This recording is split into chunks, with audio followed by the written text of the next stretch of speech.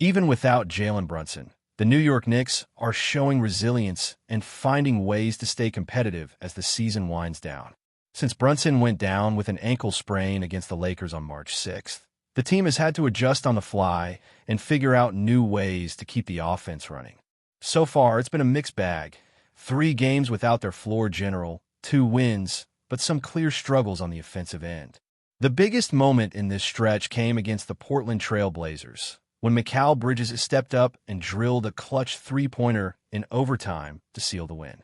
That shot not only secured the 114-113 victory, but also saved Josh Hart from being the scapegoat. Since just moments earlier, he committed a turnover on an inbound pass that led to a go-ahead 3 by Portland.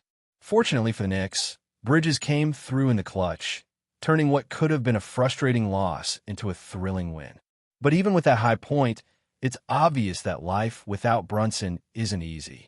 The Knicks are struggling to find consistency on offense, which isn't surprising. They're missing not just one of their top scorers, but also the guy who controls the pace and keeps the offense flowing.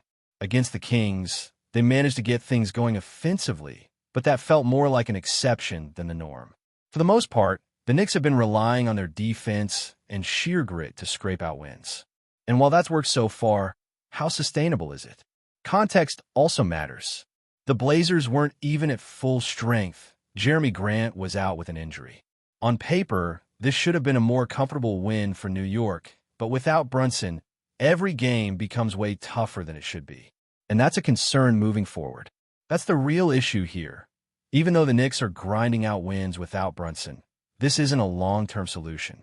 They might survive the regular season this way, but the playoffs are a different beast. If they're already struggling against teams like Sacramento and Portland, how are they going to handle legit contenders like the Cavs or Celtics?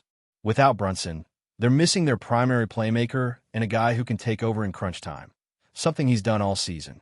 Bottom line, the Knicks' focus shouldn't just be on getting by without Brunson, but on making sure he's fully healthy when it matters most. They might squeeze out a few more wins without him, but let's be real. If he's not ready for the playoffs, this team's ceiling drops dramatically. The Knicks are figuring things out for now, but if they want to make real noise in the postseason, their best bet is making sure Jalen Brunson is back at full strength when the games really count.